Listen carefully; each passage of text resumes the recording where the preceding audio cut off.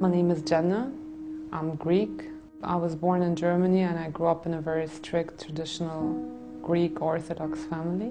We grew up almost as other Muslim families would raise their children. Our families wanted to guarantee that we would be brought up in a Christian way, in the Orthodox way. We always went for vacation all together, and we never split up for vacation. So family vacations were always very nice, and especially our very first vacation in the UAE about 13 years ago. I was like 12, 13 years old, and the first week we stayed in the country, we did a tour all over the UAE. And it was on a Friday when we were on the way to a souk. Suddenly the adhan came on for the prayer time. And everything stopped. People stopped their cars, took their prayer rugs and just go out and pray on the streets. The sound of the adhan was something that changed something inside of me. And subhanAllah, I don't know what it was, but it never left me, kind of. It changed something and it stayed. And I just wanted to know what it means, what it actually says. I was a person that I did not want to hear the subject death at all.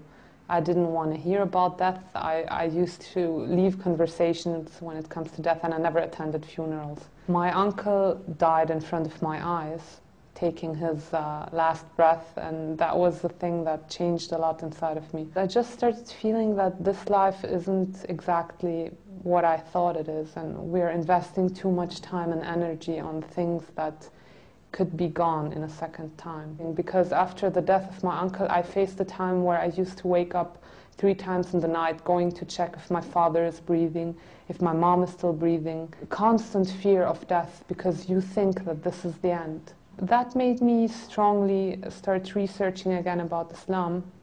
I researched before about other religions as well, but I could not find any truth in there or anything that will convince me. When I started reading about Islam, I found all the answers that I could not find in my own religion. The fact where I got really convinced was when I read the biography of Prophet Muhammad sallallahu alaihi wasallam. It reminded me so much of what we used to know and read about Jesus, Isa alayhi salam. So I started reading, and this person seemed to be such a noble person with such amazing characteristics, with a personality that I think I've never read something similar like that before. After reading the biography, I was convinced that everything I know about Islam, I have to delete it and just start reading from zero onwards and get my own research and get my own facts about this religion, because obviously everything I knew before was wrong. It didn't take a long time to find out that Islam is the truth and that there can't be any other religion in the world than this. Although I got convinced about Islam, I was scared to say the Shahada. I was like, yeah, it's the right thing. I might, take this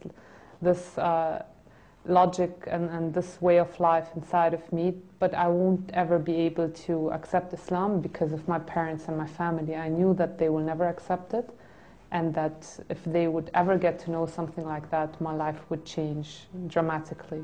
So I met a girl in Germany. She's from Egypt. Her name is Noha. She helped me a lot because I met her right when I started praying to find the truth, to get more courage in what I'm doing. We got to know each other. We talked about Islam. She started explaining everything to me, all the questions that I had, because I was convinced. I knew it's the truth. I knew my religion is wrong and that I couldn't live like that. After meeting Noha, I think 1 or 1.5 months later, I took my Shahada in Germany, in the student dorms. It was supposed to be just me and her, but somehow Muslim students get to know that someone is going to convert to Islam, so I had about 20 people in the room afterwards. So alhamdulillah, I had many witnesses. Alhamdulillah, I took my Shahada, and I will never forget that day, and I will never forget my first prayer.